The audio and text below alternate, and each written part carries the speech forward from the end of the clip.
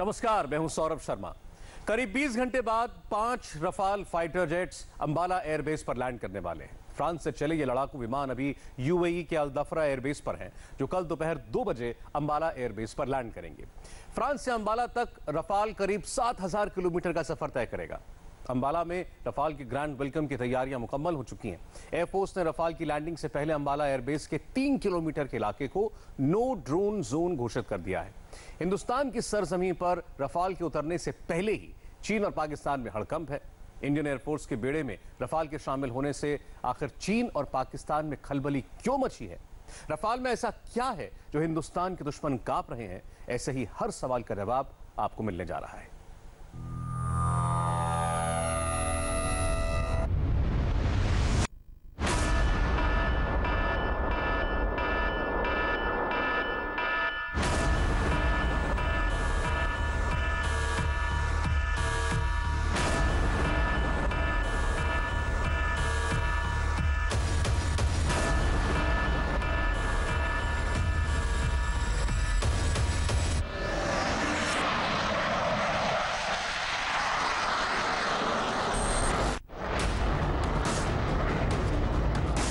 जिसका बेसब्री से था देश को इंतजार,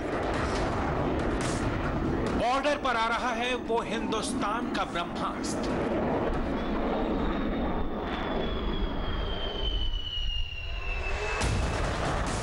जिसकी रफ्तार का कहीं जोड़ नहीं,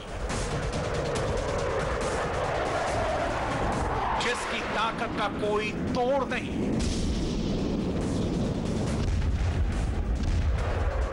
आ गया वो राफेल नाम का दिव्यास्त्र।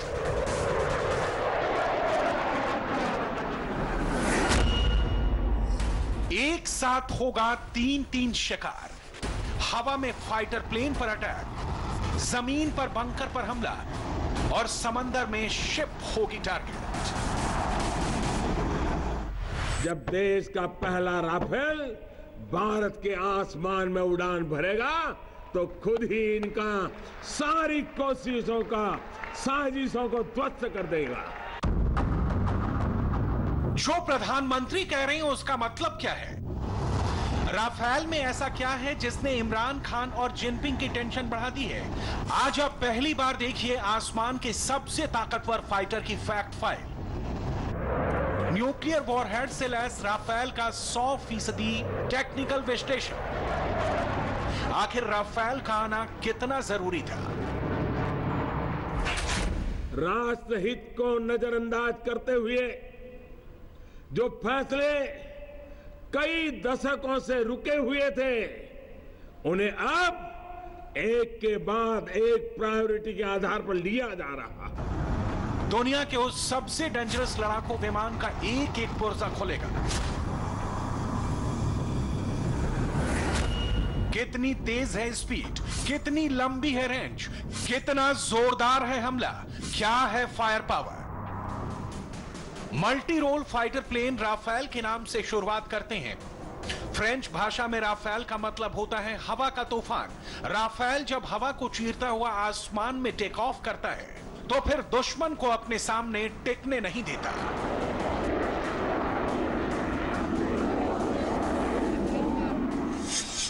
रफाल को नाम दिया गया है या जो कोट दिया गया है, गस्ट ऑफ विंड कहते हैं, हवा का झोंका। और दूसरा नाम उसका दिया है बस्ट ऑफ फायर, कि मतलब हवा के झोंके की तरफ आता है और आग बरसा के चले जाता है। और जो ये कोट दिया गया है इस जहाज़ के बारे में बिल्कुल सच है। ये तो बहुत ही केपेबल, बहुत ही क्षमक ये जहाज़ है। डिफेंस सेक्टर का सबसे बड़ा सुपरस्टार फाइटर एयरक्राफ्ट रफाल अब भारत की सरहद में प्रवेश करने वाला है। शुरुआती तौर पर 36 फाइटर एयरक्राफ्ट में से केवल 5 ही भारतीय एयरबेस पर आएंगे, लेकिन इनकी ऑपरेशनल कैपेबिलिटी की वजह से इनको अगले महीने से ही लाइन ऑफ एक्चुअल कंट्रोल के साथ साथ लाइन ऑफ कंट्रोल पर तैनात किया जाएगा। और यही वजह है कि चीन और पाकिस्तान अब रफाल का दमखम देखेंगे। ये रफाल जहाज डेफिनेटली एक गेम चेंजर हो गया है। हमारे कैपेबिलिटीज, हमारे पोटेंशियल इंडियन एयरफोर्स का काफ़ी बढ़ा दिया गया है। और खाली हम ये होते हैं कि ये जहाज आने के बाद कोई दुश्मन हम पर हमला करना सोच भी नहीं सकते। मुझे अत्यंत गर्व है कि ये जहाज भारतीय वायुसेना की क्षमता को और बढ़ाएगी। और अगर आप देखें तो इस रीजन के जो 3 एयरफोर्सेस हैं, चाइना, पाकिस्तान और इंडिया, अगर आप कंपेयर करें तो राफेल का जो कैपेबिलिटीज़ है वो इस समय इन सब देशों के जहाज़ों से भी बेटर है।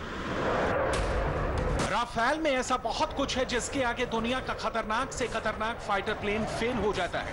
राफेल से जीत पाना मुश्किल ही नहीं, नामुमकिन है। और इसकी ताकत की सबसे बड़ी वजह है इसमें लैस मॉडर्न, घातक और विध्वंसक मिसाइलें। सबसे पहले बात करते हैं कि इसकी स्ट्रक्चरल बॉडी के बारे में। ये राफेल विमान कैसा दिखता है। 3700 किलोमीटर की इसकी रेंज है। इसकी अगर हम लंबाई की बात करें तो 15.30 मीटर इसकी लंबाई है। ऊंचाई की बात करें तो 5.30 मीटर इसकी ऊंचाई है और ये 10 टन वजनी विमान है। इसके विंग स्पैन की बात करें तो 10.90 मीटर इसका विंग स्पैन है। 2222 किलोमीटर प्रति घंटे की रफ्तार से ये राफेल विमान जो है वो उड़ान भरता है। और फ्लाइंग कैपेबिलिटी जब हम कहते हैं तो कितना ज्यादा वजन ये राफेल विमान उठा सकता है, तो वो आप देखिए 24,494 किलो वजन उठाने के साथ साथ ये अपनी फ्लाइंग कैपेबिलिटी रखता है, जहां पर ये 15,240 मीटर की ऊंची उड़ान भर पाने में कामयाब है। आप आगे देखिए जो इसका रेट ऑफ क्लाइंब है। हम बार बार ये कहते हैं कि पलक झपकते ही ये कब यहां से आंखों से ओझल हो जाएगा ये आप अंदाजा नहीं लगा पाएंगे। तो 18,288 मीटर पर मिनट इसका रेट ऑफ क्लाइंब है। जब हम इसके इंजन की बात करते हैं तो आप इंजन देखिए कितना पावरफुल इसका इंजन है। हमने जैसे बताया आपको कि राफेल में स्निकमा की M88 इंजन जो कि 75 किलो न्यूटन की दुगनी पावर रखते हैं, ऐसा इंजन इसका है। 4.5 जनरेशन के 2 इंजन हैं जिसके बारे में हमने आपको ये जानकारी दी कि इसकी ताकत 100 कारों की हॉर्स पावर के बराबर है केवल इसके इंजन की। और इसमें 2 इंजन इंस्टॉल होते हैं। वो उसकी पोजीशनिंग कहाँ है वो भी हम आपको दिखा रहे हैं। इसमें 2 इंजन इंस्टॉल होते हैं। 1.8 मैक की स्पीड से ये आसमान में तेजी के साथ उड़ान भरते हैं। यानी इसके इंजन की ताकत ऐसी है कि 1 मिनट में ये 60,000 फीट की ऊंचाई तक पहुंच पाने में सक्षम है। अब इसके अंदर हम बात करते हैं कि कौन कौन से मिसाइल लैस किए गए हैं। हमने कहा हैमर है, स्कैल्प है, मीटियोर है, मीका मिसाइल है। अब राफेल की सबसे घातक मिसाइल मेटियोर के एक फीचर को जानिए। मेटियोर का मतलब है हवा से हवा में मार करने वाली लंबी दूरी की मिसाइल। ये 150 किलोमीटर से भी ज्यादा दूरी पर मूव कर रहे टारगेट को हिट करती है। जेट विमान हो, मानव रहित छोटे विमान हो या फिर क्रूज मिसाइल, इसमें हर मूविंग टारगेट को हिट करने की क्षमता है। राफेल के जो मिसाइल्स हैं, जो एयर टू एयर मिसाइल्स है, जैसे कि मीटियोर मिसाइल है, वो इस वक्त अगर दुनिया में, सारी दुनिया में देखा जाए तो world's best air to air missile का दर्जा दिया जा सकता है। इसका जो रेंज है, जिस दूरी पे वो मार्क कर सकती है, वो at this present juncture is one of the highest in the world. अभी दुनिया में ऐसी कोई भी एयर टू एयर मिसाइल नहीं है जो मीटियोर का मुकाबला करना। मीटियोर ऐसी मिसाइल है कि मीटियोर में होता क्या है, अक्सर एयर टू एयर मिसाइल में रॉकेट लगता है। मीटियोर में रॉकेट नहीं है। मीटियोर में सिर्फ रॉकेट बूस्टर है, फिर उसका एक रैमजेट इंजन है। और रैमजेट इंजन बहुत देर तक चलता है, तो इससे मिसाइल को काफ़ी मनूवर करने की शक्ति मिलती है, बहुत देर तक मिलती है। तो इसलिए हम एक नो एस्केप जोन बोलते हैं। यानी अगर 100 किलोमीटर दूरी पे अगर मैंने मिसाइल छोड़ दी तो वो टारगेट कुछ भी करे, टर्न ले, स्पीड इंक्रीज करे, तो मिसाइल वो टारगेट को छोड़ेगी नहीं। मिसाइल जाके टारगेट को लगी जाएगी। यूं समझिए कि पाकिस्तान का प्लेन जैसे ही अपने एयरबेस से टेक ऑफ करेगा, मेटियोर के टारगेट पर आ जाएगा। बेहद सटीक निशाना लगाकर दुश्मन के घातक हथियारों को पल भर में मार गिराती है meteor missile. Balakot air strike के बाद पाकिस्तान ने जवाबी हमला किया था और पाकिस्तान के F-16 विमानों को खदेड़ने के लिए भारतीय वायुसेना ने भी अपने विमानों को भेजा। उसमें विंग कमांडर अभिनंदन भी शामिल थे। पाकिस्तानी विमानों का पीछा करते हुए खदेड़ने के लिए उन्हें एलओसी को क्रॉस करना पड़ा था, लेकिन उस वक्त अगर राफेल विमान होता तो एलओसी क्रॉस करने की नौबत ही नहीं आती। पठानकोट या फिर अंबाला एयरबेस से राफेल उड़ान भरते और वहीं से ही पाकिस्तान के F-16 विमानों को ढेर कर देते और हमारे विंग कमांडर अभिनंदन जैसे वायुवीरों को पाकिस्तान के कब्जे में जाने की नौबत ही नहीं आती। और यही बात प्रधानमंत्री मोदी ने देश को एक बार समझाई भी थी। दिल्ली में मारू भाषण હતું मैं એમને કહ્યું જો આજે ના અમારા વાયુસેના પાસે રાફેલ હોત તો પરિણામ જુદું હોત। હવે જેમને મારી વાત ના સમજાતી હોય એમાં મારો दोष भाई। अगर जैसे बालाकोट ले लीजिए आप, अगर बालाकोट में ये जहाज होता तो दो चीज़ें फ़र्क पड़ती हैं।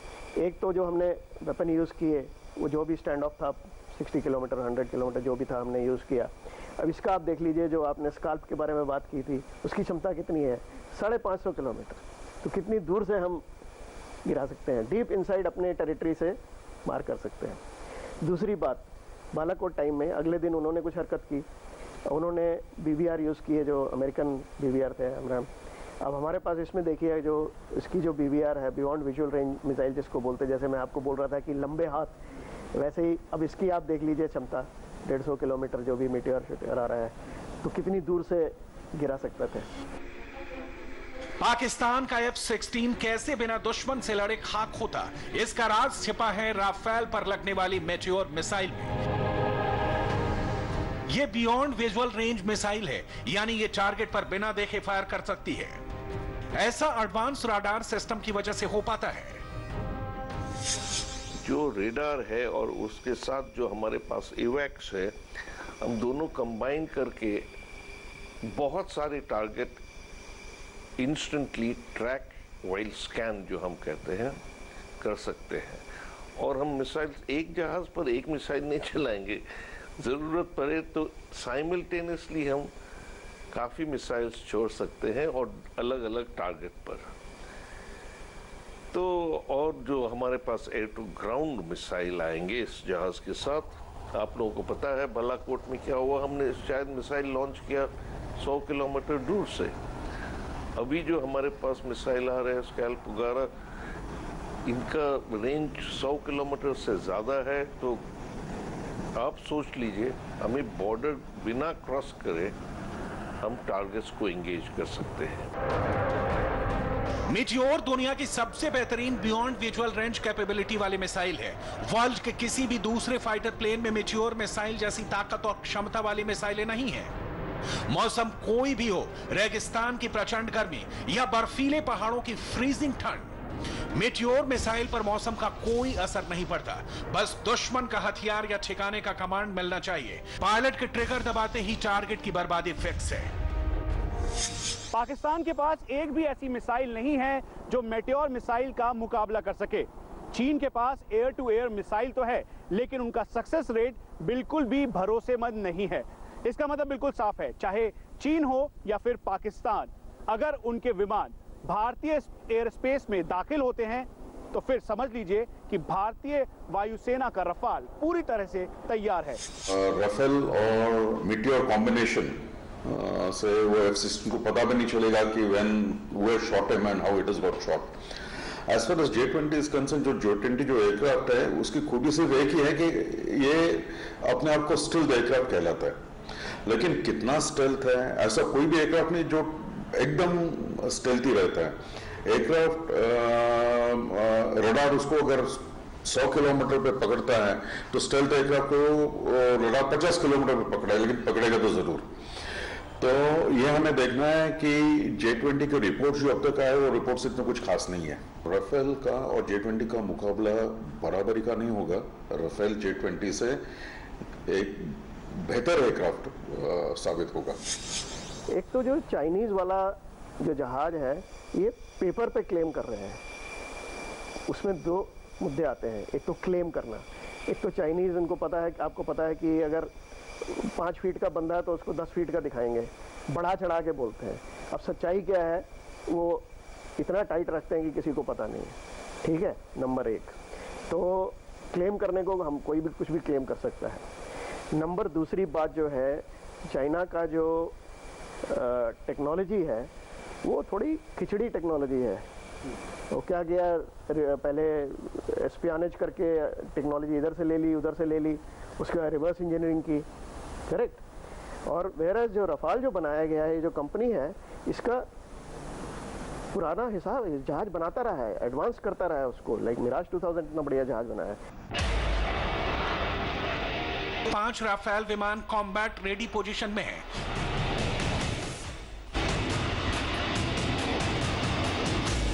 कॉम्बैट रेडी पोजीशन यानी ये जंग के लिए तैयार हैं और बेहद कम समय में एक्शन मोड में लाया जा सकता है।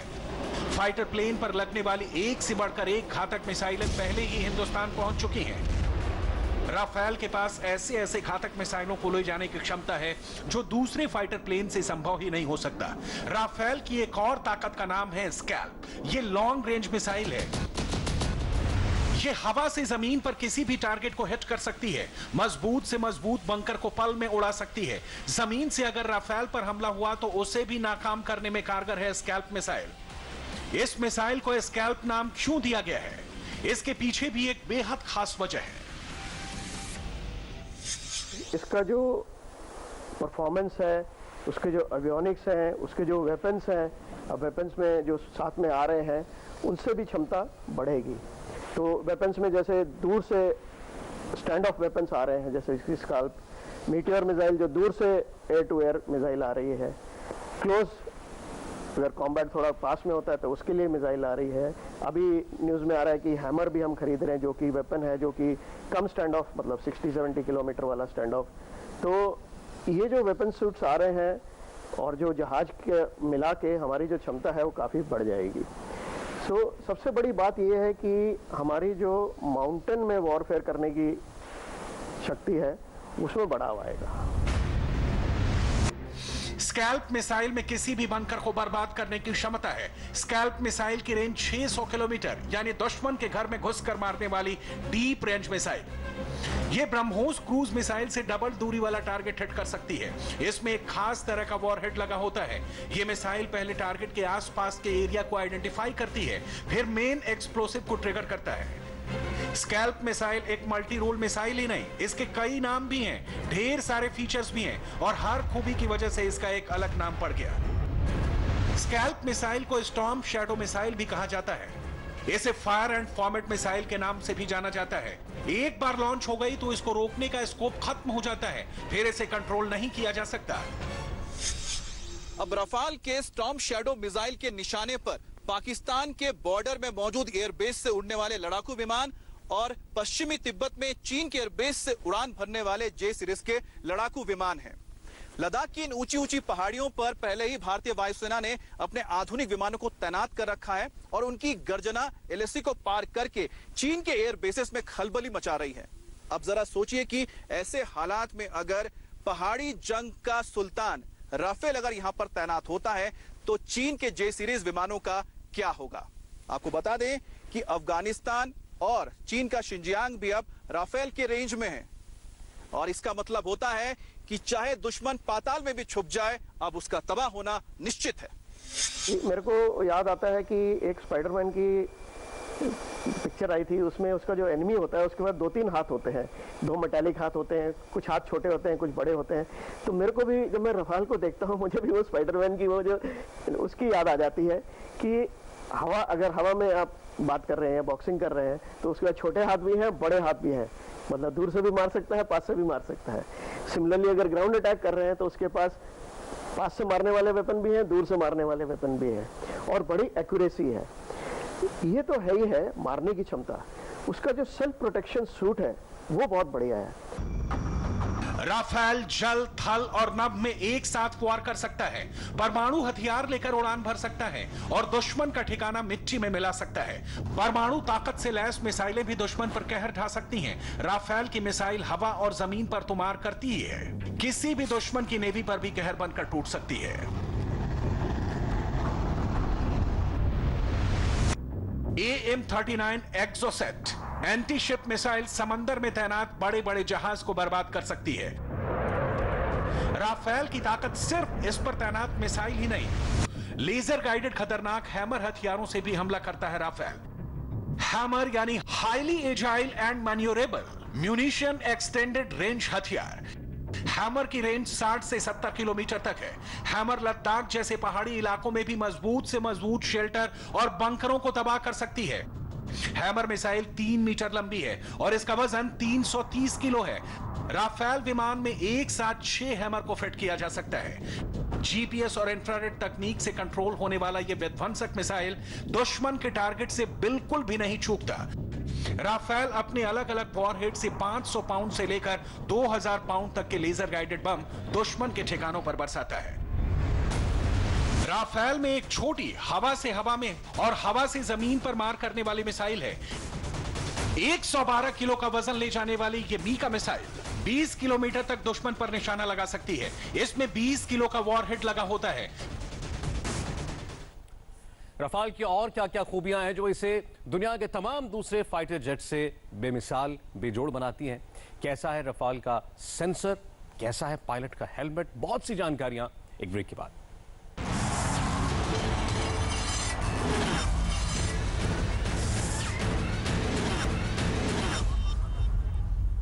ब्रेक से पहले आपने रफाल की फायर पावर देखी, अब आपको मोस्ट स्मार्ट फाइटर मशीन की उन खूबियों के बारे में दिखाते हैं जो किसी और फाइटर जेट में नहीं है। रफाल का सेंसर कमाल का है तो पायलट का हेलमेट भी बेमिसाल।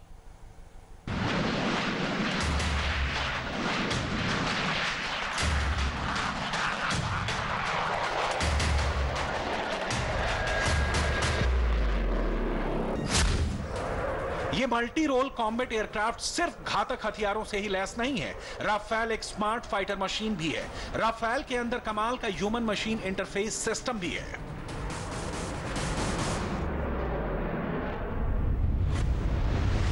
ह्यूमन मशीन इंटरफेस राफेल को दूसरे फाइटर फ्रेम के मुकाबले तकनीकी रूप से ज्यादा कारगर बनाता है। पायलट के लिए राफेल में कई सेंसर लगे हैं। पायलट के हेलमेट को इजराइल ने खास तौर पर तैयार किया है। इसके हेलमेट में कई तरह के डिस्प्ले हैं जो पायलट को वॉर जोन में तेजी से फैसला लेने में मदद करता है। यह खास तौर से भारत के लिए बनाया गया है। इस मल्टी रोल फाइटर राफेल का कॉकपिट काफी हाईटेक है। राफेल में कॉकपिट में 10 घंटे की फ्लाइट रिकॉर्डिंग रहती है जो दुश्मन के इलाकों की पूरी डिटेल पायलट को बताती रहती है। राफेल रेडार वार्निंग रिसीवर और जैमर से लैस है। नाइट ऑपरेशन में राफेल को मदद करने के लिए कॉकपिट में इंफ्रारेड सर्च और ट्रैकिंग सिस्टम खास तौर से राफेल में भारत के लिए लगाए गए हैं। अगर जंग होती है तो आसमान में फाइटर पायलट को अपने कॉकपिट में बैठकर सेकंड्स के अंदर फैसला लेना होता है। अगर माइक्रो सेकंड की भी देरी हुई तो जंग की बाजी पूरी तरह से पलट सकती है। दरअसल राफेल में टेक्निकल और टैक्टिकल दोनों एडवांटेज पायलट को मिलेगा। यही वजह है कि एयर डोमिनेंस और कॉम्बैट ऑपरेशनलिटी के तौर पर राफेल सबसे बेहतर है। Computer and numerically controlled machines and उस सीएनसी मशीन्स पे जब पार्ट बनते हैं तो बहुत एक्यूरेटली पार्ट बनते हैं, तो इसीलिए ये एयरक्राफ्ट का इंजीनियरिंग बिल्कुल वर्ल्ड क्लास है। इसका डिज़ाइन बिल्कुल फ्लॉलेस है। तो टूरिस्ट में यहाँ जो बनते हैं वो बड़े सहज तरीके से एयरक्राफ्ट बन जाता है। ये नहीं कि ठोक पीट के कई एयरक्राफ्ट बने। तो इसमें हमको बहुत सीखने के लिए, एचएएल को पर्टिकुलरली सीखने के लिए बहुत सारी चीज़ें हैं। इसका पूरा इंजीनियरिंग, इसका प्रोसेस इंजीनियरिंग एचएएल बहुत ज़्यादा सीख सकती है इससे। When eye flu that aircraft, it's a very elegant aircraft and very effective aircraft. Okay, I did one sortie in Rafael where I checked out all the systems. Okay, and beautiful aircraft to fly and beautiful aircraft to fight in. चीन को अपनी ताकत का गुरूर रहता है, लेकिन भारत के Rafale ने ड्रैगन को टेंशन में डाल दिया है। वजह समझिए, राफेल हाई एल्टीट्यूड वॉरफेयर के लिए परफेक्ट फाइटर प्लेन है। तिब्बत में चीन के ज्यादातर हवाई अड्डे 4000 मीटर या उससे भी ज्यादा ऊंचाई पर हैं। ऐसी ऊंचाई और ठंडे जोन में ऑक्सीजन की कमी होती है। इस वजह से विमान के जेट इंजन पूरी ताकत के साथ काम नहीं कर पाते। जब इंजन की क्षमता कम होती है तो विमान आधे से भी कम वजन उठाने लायक नहीं रहते। उन्हें कम ईंधन और कम बम लेकर उड़ना पड़ता है। माउंटेन वॉरफेयर और जो हाई ऑल्टीट्यूड वॉरफेयर है उसमें काफ़ी फ़र्क है एज़ कम्पेयर टू दूसरी टेरेन्स में। और कारगिल में हमने कई लेसन भी सीखे। तो ये जो जहाज़ है इसमें दो पहलू आते हैं इस सवाल में। एक तो high altitude operations, that means ऊंची जगह से एबिलिटी टू ऑपरेट, अब उसमें क्या है, 2-3 चीज़ें गौर करने लायक होती हैं कि हाई ऑल्टीट्यूड में एक तो टेम्परेचर बहुत कम होते हैं, तो अब इतने कम टेम्परेचर में मशीन, आदमी और मशीन दोनों पे फ़र्क पड़ता है। जैसे तिब्बत में सारे एयरफील्ड एनिमी के हाई ऑल्टीट्यूड हैं, तो उसमें रिस्ट्रिक्शन आ जाती है कि कितना लोड लेके जा सकता है, कितना वेपन लेके जा सकता है, कितना पेट्रोल लेके जा सकता है, तो उनकी जो परफॉर्मेंस है वो डाउन हो जाती है। तो ये जो जहाज है जो आ रहा है, इसकी हाई ऑल्टीट्यूड ऑपरेशनल कैपेबिलिटी काफ़ी अच्छी है। राफेल के मुकाबले कोई भी अभी एयरक्राफ्ट एशिया में नहीं है। J-20 वगैरह जो एयरक्राफ्ट बोल रहे हैं उसका स्टेल्थ अब तक प्रूव नहीं हुआ है और ये लार्जली अनप्रूवन एयरक्राफ्ट है।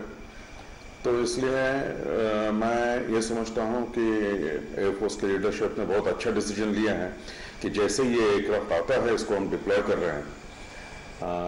इससे चाइनीज एयरफोर्स को हादसा तो जरूर बैठेगा। यानी जंग के हालात में चीन इन हवाई अड्डों से भारत के खिलाफ हमला नहीं बोल सकता और उसका सबसे modern fighter plane J-20, J-35 भी राफेल के सामने टिक पाने की हालत में नहीं होंगे। हिंदुस्तान के साथ दिक्कत नहीं है। राफेल में कोल्ड स्टार्ट इंजन लगा है जिसका नाम है स्नेकमा।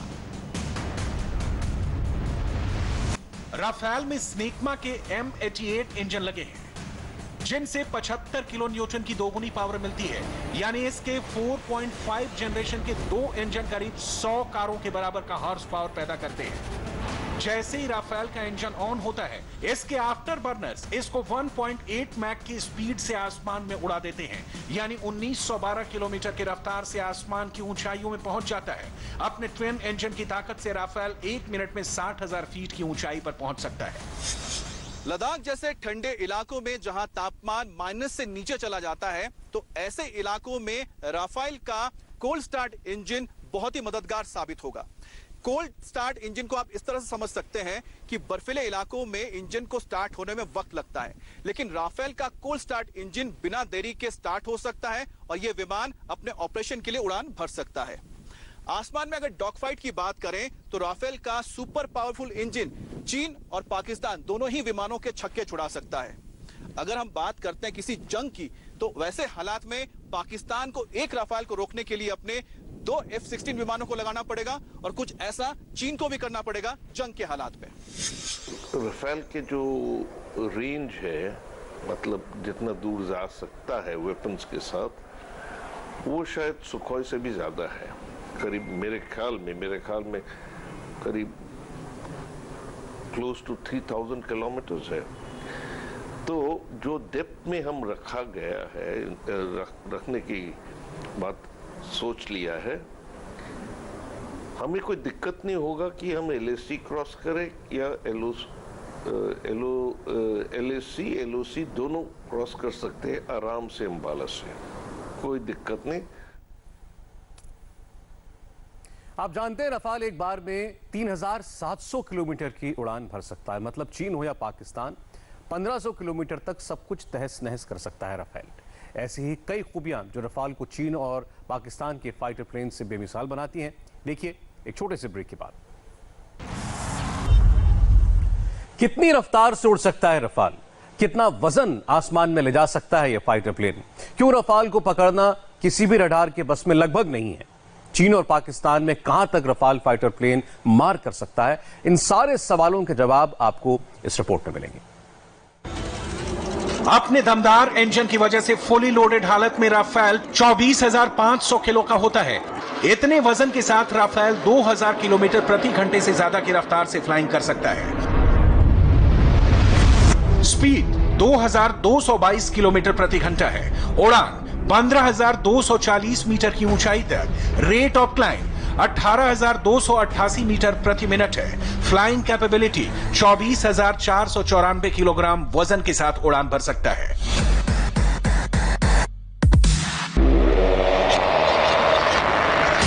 राफेल के विंग्स भी खास तरह से डिजाइन किए गए हैं। इस मल्टी रोल फाइटर के पास डेल्टा विंग है जो उसे गुरुत्वाकर्षण के खिलाफ फ्लाइंग में मदद करता है। एक और खूबी राफेल को चीन और पाकिस्तान के लड़ाकू विमानों से अलग बनाती है। आसमान में कहां से आकर हमला करने वाला है राफेल, इसका अंदाजा लगाना दुश्मन के राडार के लिए मुश्किल है। राफेल एक सेमी स्टेल्थ विमान है, यानी ये दुश्मन के राडार पर आसानी से नजर नहीं आता। राफेल का राडार दुश्मन के विमान को 200 किलोमीटर दूर से पहचान लेता है। इसका राडार एक बार में 40 टारगेट ट्रैक कर सकता है और 8 टारगेट पर हमला कर सकता है। एक तो जो टैक्टिक्स हो गई आपकी, ठीक है, आपकी टैक्टिक्स कैसे आप यूज करते हैं, लड़ाई कैसे लड़ते हैं आप। जैसे बॉक्सर जाता है, अब बॉक्सर को आपने देखा, ये बॉक्सर या दंगल जो लड़ते हैं पहलवान लोग, अब आप जब विजुअली उनको देखते हैं तो आप कैसे असेस करते हैं कि उसका साइज क्या है, 8 फीट है, उसका वेट कितना है, 80 किलो है, उसके मसल्स कितने हैं, बहुत है, लेकिन उसके दिमाग में क्या चल रहा है वो तो नहीं पता चलता, वो कितना एजाइल है वो नहीं पता चलता, वो किस टैक्टिक्स से दंगल लड़ेगा या बॉक्सिंग लड़ेगा वो नहीं पता चलता। करेक्ट। तो सिमिलरली जहाज में भी ऐसे कुछ फैक्टर्स आते हैं। भारत के पास कुल 36 राफेल आने वाले हैं। इनमें से 28 सिंगल सीटर और 8 डबल सीटर होंगे। डबल सीटर ऐसा होता है कि वो ट्रेनर एयरक्राफ्ट होता है, उसमें हम नए पायलट्स को सिखाते हैं फ्लाइंग करने के लिए भी और सिस्टम्स हैंडल करने के लिए। और सिंगल सीटर तो सिंगल सीटर है, एक ही पायलट उड़ाते हैं और सभी काम कर सकते हैं। डबल सीटर भी सभी काम कर सकते हैं जो सिंगल सीटर कर सकते हैं, परंतु हम जब भी नया जहाज खरीदते हैं बाहर से या अपना देश से लेते हैं, हम डबल सीटर्स भी लेते हैं और वो पहले इंडक्ट किया जाता है। 5 राफेल विमानों में से 3 2 सीटर हैं और 2 सिंगल सीटर।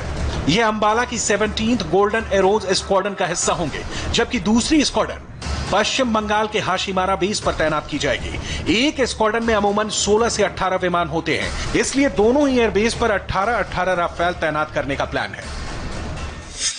स्ट्रेटेजिक तौर पर रफाल को अंबाला और हाशीमारा में डिप्लॉय किया जाएगा। इसका मतलब बिल्कुल साफ है, भारत पाकिस्तान के साथ साथ भारत चीन की तरफ अगर कहीं से भी दुश्मन कॉम्बैट एयर पेट्रोल या फिर एनिमी पैकेज अपने फाइटर एयरक्राफ्ट के भेजता है तो उसको पूरी तरह से डोमिनेट करने के लिए और फिर पीछे की तरफ धकेलने के लिए रफाल लड़ाकू विमान एक आकाश में किले के तौर पर सामने खड़े होंगे। इसका मतलब बिल्कुल साफ है कि इसे भेदना बेहद मुश्किल है। यही नहीं बल्कि भारतीय वायुसेना की पूरी फाइटर स्क्वाड्रन्स इस समय 3488 किलोमीटर के लाइन ऑफ एक्चुअल कंट्रोल के साथ साथ इंटरनेशनल बॉर्डर और लाइन ऑफ कंट्रोल पर पूरी मुस्तैदी के साथ डटी हुई है। और यही वजह है कि अब रफाल इनको एक और एज प्रदान करेगा और एयर डोमिनेंस, एयर कैपेबिलिटी के लिए भारतीय वायुसेना को और शक्ति मिलेगी। भारत के नक्शे पर अंबाला एक ऐसा एयरबेस है जहां से राफेल उड़ा तो पलक झपकते ही पश्चिमी तिब्बत में बने चीन के हवाई अड्डों तक बड़ी आसानी से पहुंच सकता है। ये फाइटर प्लेन बिना रिफ्यूलिंग के 3700 किलोमीटर की दूरी तय कर सकता है। जो एयर वॉरफेयर में जो होता है एक टर्म होती है फ्लेक्सिबिलिटी, वो बहुत हाई होती है। अब जो हमने डिसाइड किया है, जो बेसिंग होती है जहाज की, उसको कहते हैं पेरेंट बेस, कि जहाँ पर हम उसको बेस कर देते हैं और वहाँ पर उसको लॉन्ग टर्म जो मेंटेनेंस होती है, सारी फैसिलिटीज क्रिएट करते हैं कि वो पेरेंट बेस हो गया उसका। तो हमने बड़े ये सोच समझ के होता है जो बेसिंग होती है। तो जब ये रफाल की बेसिंग भी हुई बड़ी सोच समझ के, उसमें बहुत सारे फैक्टर लिए जाते हैं कि बॉर्डर से डेप्थ कितनी है, उसकी परफॉर्मेंस क्या है, उसका सेफ्टी देखनी पड़ती है, उसको यूज़ कैसे करेंगे वॉर में वो देखना पड़ता है। जो बेस जिसमें हम बेस कर रहे हैं उसमें फ्लाइंग एनवायरनमेंट कैसी है, उसमें जगह है, पेन्स है, उसमें जो इंफ्रास्ट्रक्चर बनाने की जगह है, बहुत सारे फैक्टर्स उसमें लिए जाते हैं, तब डिसाइड होती है ये। जब से सरहद पर चीन से तनाव बढ़ा है तब से हिंदुस्तान के कई लड़ाकू विमान बॉर्डर पर मुस्तैदी के साथ उड़ान भर रहे हैं, लेकिन अब राफेल उड़ेगा और जब राफेल उड़ेगा तो दिल दुश्मन का जलेगा। पाकिस्तान और चीन दोनों के लिए राफेल से लड़ना बड़ा चैलेंज होगा। चीन का J-20 main role stealth fighter है, जबकि राफेल ओमनी रोल फाइटर है, यानी मल्टी रोल फाइटर प्लेन से 2 कदम आगे। J-20 का इस्तेमाल चीन दुश्मन पर नजर रखने के लिए करता है, लेकिन राफेल निगरानी के साथ साथ अटैक भी कर सकता है। राफेल की रेंज 3700 किलोमीटर है तो J-20 की रेंज 1200 किलोमीटर है। इसे बढ़ाकर ज्यादा से ज्यादा 2700 किलोमीटर किया जा सकता है। J-20 की लंबाई 20.3 मीटर से 20.5 मीटर के बीच है, जबकि ऊंचाई 4.4 मीटर और विंग स्पैन 12.88 से 13.50 मीटर के बीच है। राफेल की लंबाई 15.30 मीटर, ऊंचाई 5.30 मीटर और इसका विंग स्पैन सिर्फ 10.90 मीटर है। राफेल जो है वो ओमनी रोल जहाज का नाम दिया जाता है। ओमनी रोल यानी कि वो एक साथ एक ही मिशन में 3, 4 या 5 रोल अच्छी तरह से निभा सकता है। राफेल के जो एक्सटीरियर सरफेसेस में हैं 14 हार्ड पॉइंट्स हैं। नॉर्मल जहाज़ों में जो है जैसे कि तेजस हो या MiG-21 6, 7 या 8 हार्ड पॉइंट्स ही होते हैं। इसके कारणवश राफेल काफ़ी पेलोड लिफ्ट कर सकती है। जो रफाल है, जो उसके मैन्युफैक्चरर बोलते हैं, उन्होंने एक तीसरी टर्म निकाली है, उसको बोला है omni purpose, multi role, swing role, omni role. Omni role क्या है उनके हिसाब से, और मैंने ये एक्चुअली देखा भी है जब मैंने सॉर्टी की 2017 में एरो इंडिया में। तो ओमनी रोल का कॉन्सेप्ट उनका ये है कि जहाज में क्षमता है एडी की, ग्राउंड अटैक की, रिकॉनेसेंस की, मैरीटाइम स्ट्राइक की, शिप्स के अगेंस्ट, न्यूक्लियर भी है। तो उनका कहना यह है कि ओमनी रोल ये है कि आप स्विंग रोल तो है कि एडी भी कर सकते हैं, ग्राउंड अटैक भी कर सकते हैं एक के बाद एक। ओमनी है साइमल्टेनियसली, और मैंने ये क्षमता जहाज में एक्चुअली देखी। विमान छोटा होने से उसे कंट्रोल करना आसान होता है। इन खूबियों की वजह से ही राफेल इंडियन एयरफोर्स के पायलट्स की पहली पसंद बन गया है और इसका इस्तेमाल हर तरह के मिशन में किया जा सकता है। फ्रांस ने राफेल को 2006 में कमीशन किया था। इसके बाद यह अफगानिस्तान, लीबिया, सीरिया जैसे देशों में हुए संघर्षों में राफेल का इस्तेमाल हो चुका है। हमने बहुत स्टडी किया और आखिर में कॉस्ट लेकर या रिलायबिलिटी लेकर या दसों का रेपुटेशन लेकर, दसों ने हमको मिराजेस भी बेचे हैं।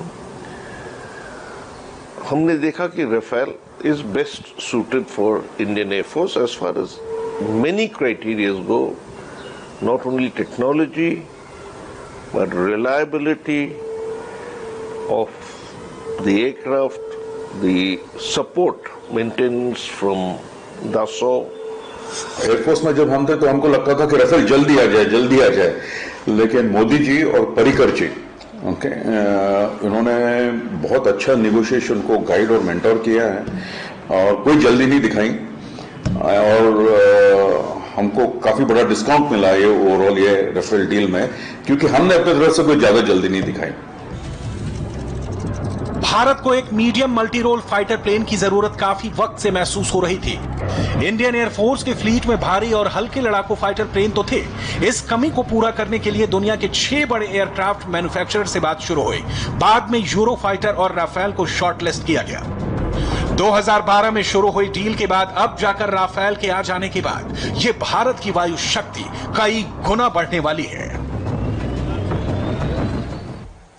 जिस अंबाला एयरबेस पर कल दोपहर 5 रफाल फाइटर प्लेन लैंड करेंगे, वहां इस वक्त क्या तैयारियां चल रही हैं, इंडिया टीवी के संवाददाता मनीष प्रसाद इस वक्त अंबाला एयरबेस के बाहर ही मौजूद हैं। देखेंगे उनकी रिपोर्ट एक ब्रेक के बाद। हम इस समय अंबाला एयरबेस स्टेशन के ठीक बाहर हैं।